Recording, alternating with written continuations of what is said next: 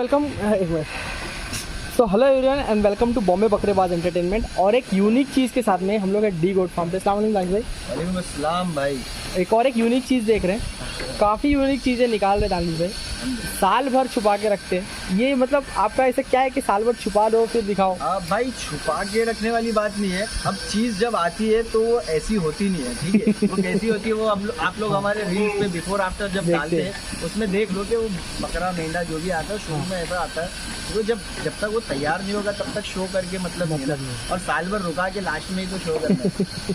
हाँ दानिश भाई, वैसे अपने फार्म पे बहुत अलग अलग यूनिक चीज़ों की ट्रेडिंग चलती रहती है। तो ये साल ऐसा कोई यूनिक चीज़ नहीं आई कि मतलब जैसे बाबजी जैसे हम लोग बोल सकते हैं बहुत बड़ा था। मेरा फोकस कोटा बकरों पे है ज़्यादा, तो मैंने इस साल कोटा बहुत अच्छे क्वालिटी के लाके बेचा हूँ, जो नेक्स्ट ईयर के लिए अपने पास उसमें से कुछ बकरे रिपीट भी होने वाले। और इंशाल्लाह ताला नेक्स्ट ईयर के शो स्टॉपर समझो अपने पास ऑलमोस्ट जमा हो गए कि अपनी जो सीरीज़ चलती है ना वो सीरीज़ के नाम वाले लगभग बकरे अपने पास जमा हो गया। वो एक साल तैयारी होगी उनकी। इसके बाद बकरा ईद के बाद इंशाल्लाह ताला जो अपन रेगुलर हर साल जो अलग अलग ब्रीड्स में एक लिमिटेड बकरे लाते हैं उस तरीके से लाए गए। ये जो हमारी सीरीज चलती है उससे हट के थोड़ा सोचे नहीं कि कुछ अलग नाम यूनिक नाम लेकर आना? नाम तो हर साल नए नए आते ही है। कुछ 2-4 नाम ऐसे हैं जो रिपीट होते हैं हर साल, बाकी के तो हर साल नए नाम ही आते हैं। जैसे इस साल बिग बॉस आ गया, फुलटूर आ गया और बहुत से ऐसे नए नाम आ गए। तो दानिश भाई ये एक मेंढा देख रहे हैं हम लोग, ये वैसे कौन सी नस्ल है वो बताइए सबसे पहले तो। भाई मैं जहाँ तक मैं जैसे बता रहा हूँ हर वीडियो में कि दुम्बे मेंढे का मेरे को इतना नॉलेज नहीं है, फिर भी जिनका मेंढा है उनका लमदुम जो बोलते हैं ना, लमदुम वो नस्ल का मेंढा है। लेकिन इसकी लेंथ जो मैं देख रहा हूँ स्टार्टिंग से लेकर एंड तक काफ़ी लंबा बकरा है। लमदुम का मेंढा है। इसकी हाइट करीबन 37 हाइट है और माशाल्लाह 36 तो कम से कम निकलेगी हाइट। हाँ ठीक है। और माशाल्लाह ये मेंढों में यही खासियत है, लमदुम मेंढों में। मैंने मेरी लाइफ में ये समझो सेकंड ये मेंढा पाला हूँ। ये जब भी मेरे भाई है, मेरे बड़े भाई जैसे हमारी कॉलोनी में रहते, तो वो एक बार ऐसा लमदुम का बच्चा लाए थे।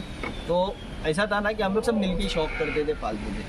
तो उनका जो लमदुम था हम लोग वो पाले थे। जब भी वो मेंढा मेरे को याद है 140 किलो सेल्फ फीडिंग गया था। क्या बात है? हाइट 38 थी।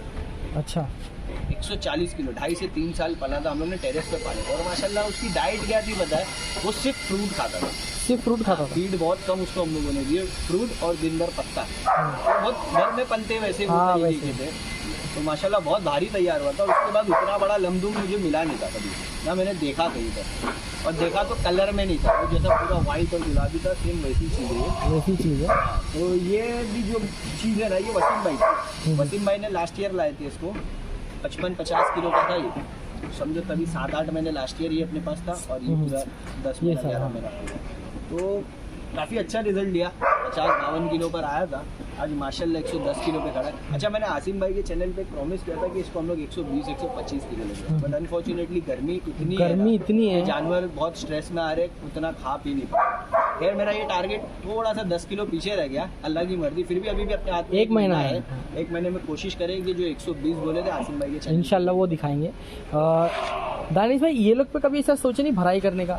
नहीं भाई, ज़रूरत ही नहीं है। ये माशाल्लाह ये ऐसी चीज़ है कि आप इनको जितना खिलाओ ये खाएं, बस इनका टाइम टेबल सेट करना और डाइट सेट करना। बहुत बेहतरीन तैयार हुआ, मतलब जो मेरी एक्सपेक्टेशन थी ना इससे, अल्हम्दुलिल्लाह वहाँ तक वैसा पहुँचा। बहुत मेरे ख्याल से इतना बड़ा जल्दी किसी को देखने भी नहीं मिला होगा। वसीम भाई के यहाँ पर जब कुर्बानी होगा, वसीम भाई जो हाजी मस्तान वाले उनके इस साल भी सुल्तान मिर्ज़ा जो अपने लोग ये उन्हीं का। तो उनका रिएक्शन क्या था जब उन्होंने पहले दिए और अभी वो क्या बोलते हैं? उनका मेरा तो ऐसा है ना, मेरे को इनकी क्वालिटी इनकी जो परचेजिंग है ना, उनकी परचेजिंग पे मेरे को कॉन्फिडेंस है। मैं कभी उनको नहीं बोला कि बकरा मुझसे ले, क्योंकि उनकी परचेजिंग ऑलरेडी बहुत कड़क रहती है। वो बहुत सेलेक्टिव और बहुत चॉइस वाले अच्छे बकरे लेते हैं और उनको मेरी पलाई पे कॉन्फिडेंस है। तो उनका भी कॉन्फिडेंस था कि 110-120 किलो ये भी जाएगा। हाजी सुल्तान का तो सुल्तान मिर्ज़ा का हम लोगों को इतना नहीं लगा था। सुल्तान हम लोग सोच के चले थे कि 120-115 इतना ही जाएगा, लेकिन माशाल्लाह वो 128 गया। और मिर्ज़ा हम लोगों ने 130-135 सोचे, अल्हम्दुलिल्लाह 147 पे खड़ा माशाल्लाह। तो अल्हम्दुलिल्लाह अल्लाह कर देता है हमारी मेहनत सफल, और उनके हमारे स्टार ज़्यादा अच्छे मिलते तो उनके बकरे हर साल तैयार होते ही मिलते माशाल्लाह। दानिश भाई और थोड़ा सा बताइए ना मतलब मेंढे के बारे में। भाई देखो इसमें मुझे ना यूनिक चीज़ क्या लगती है मालूम है, उसकी पेटी बहुत बड़ी। अक्सर मैंने लमदुम वाले मेंढे देखा हूँ ना, तो उनकी पेटी ऐसे नीचे झोल नहीं रहती, वो वजन में भी रहते हैं, हाइट और रहती है। और इसकी पेटी काफ़ी बड़ी है और माशाल्लाह देखो ना आप, देखो बाल नहीं है इसके बदन पे, ऐसा नहीं कि बहुत बाल है, बाल जरा भी मतलब एकदम ज़्यादा कोट नहीं है उसके बाल। माशाल्लाह काफ़ी झोल है इसमें और मजबूती देखो इसके पैर की भाई। ये वेट पे भी ज़रा भी नीचे से ना झुका है ना बैंड हुआ है। लम्ब मिल को इसलिए बोलते हैं कि इनकी दुम काफ़ी लंबी रहती अच्छी खासी लंबी दुम है और ये भी काफ़ी मोटी हो जाती है। बहुत अच्छा तैयार हुआ अल्हम्दुलिल्लाह। तो दानिश भाई ये जो अपन ऐसा लगता नहीं भराई का भराई वगैरह को जैसा पकड़ दिया, हाँ वैसे ही लग रहा है, कंट्रोल में नहीं आ रहा है वो। ये भी दानिश भाई एग्रेसिव है उसके ऐसा? इतना नहीं है हाँ। बट वो दुम्बा बहुत एग्रेसिव, दुम्बा बहुत एग्रेसिव कंपेयर में ये कम है। और दानिश भाई अभी ये लोग की पलाई और बकरों की पलाई क्या कुछ अलग है अपने पास? भाई कैसे देखो पलाई अलग और सेम का मैं एक मामला बताता हूँ आपको। 3,500 रुपया पलाई जो है वो पलाई बुरी पलाई नहीं है, वो भी अच्छी पलाई होती है। उसमें हम लोग हर मकई और पत्ता पत्ती जो भी यूज़ करते हैं। स्पेशल पलाई में एक्स्ट्रा हो जाता है कि आपका दूध बढ़ जाता है, चने की क्वांटिटी बढ़ जाती है। आप अगर कैलकुलेशन मारोगे तो 3,500 में दूध चना ये वो नहीं इंक्लूड कर सकते। तो जो दूध और चना डालना चाहता है उसकी पलाई 6,000 रुपये तक का जाती है। ठीक है, तो दूध हम लोग साल भर पिलाते हैं ना जैसे? आपके ऊपर है, आप 4 महीना 6 महीना नॉर्मल पलाई पे रखो और लास्ट में जो 4-5 महीने बचते तभी आप स्पेशल पे आ जाओ। तो उसमें क्या होता है जानवरों में बहुत फर्क आ जाता है। आप पूरा साल पिलाओगे तो आपका पैसा ज़्यादा जाएगा। बराबर। तो गर्मी में दूध चालू कर दिया, ठंडी में चना चालू कर दिया एक्स्ट्रा में, तो वो कस्टमर से हम लोग का जो रहता है हम लोग बात कर लेते हैं और करवाते हैं। फिर उसमें कैल्शियम और लिवर टॉनिक में कुछ लोग प्रेफर करते हैं कि हम लोग मल्टी स्टार कंटिन्यू पिलाएं। मल्टी स्टार एक ऐसी चीज़ है जो बकरों को बहुत इम्यूनिटी स्ट्रॉन्ग रखता है, बकरों को मजबूत रखता है। तो उसका अगर आप चार्ज देखने जाओगे मल्टी स्टार आप परचेज करके ला के दोगे तो 1200 रुपये का एक बॉटल है। बराबर। बट उससे काफ़ी फ़र्क आता है भाई, अपने अपने ऊपर है जो जैसा शौक करता है। कुछ लोग 3,500 रुपये में कंटिन्यू करते उनके भी बकरे बनते हैं इसलिए, और कुछ लोग और एक्सपेंस डालते हैं उसमें ताकि कुछ शाइनिंग में फ़र्क आए, सिन की ग्रोथ आए, कुछ अलग चीज़ें वो हिसाब। और वैसे फार्म पे तो हमारे इतने एक्सोटिक बकरे के उन लोग को टेक केयर करना, कैल्शियम ये वो मकई हरी पत्ती भूसा चुनी ये तो नॉर्मली डाइट में सब है। एक्स्ट्रा आप डालते हो उसके पैसे एक्स्ट्रा बढ़ते हैं। बराबर। तो ये एक्स्ट्रा डाइट वाला वो मेंढा है। इसने तो समझो ना चना वगैरह बहुत दबा के खाया माशाल्लाह, क्योंकि जब से मेरे पास है मैंने इसको चने पे ही रखा। और ये जो फिटिंग है ना इसकी फिटिंग ये चने पे ही आ सकती है। बराबर। मैं जहाँ तक समझता हूँ ना कि मेंढा दुम्बा अगर पाल रहे हो तो उसको चने की डाइट दो, मकई पे उसको इतना मज़ा नहीं आएगा। मज़ा नहीं आएगा। चने की डाइट दोगे तो अच्छा है। और चने की चुनी होगी, चुनी ये लोग बहुत शौक से खाते हैं गीला वाला। और इसके अलावा तुम इनको जितना अच्छा पत्ता खिलाओगे ना, और ये भराई के बकरों के लिए अपने यहाँ पर बर्ड का गुल्लर का पत्ता आता है। बराबर। उसी तरीके से जो स्पेशल पलाई वाले हैं उनके लिए भी बर्ड और गुल्लर का पत्ता एक्स्ट्रा है।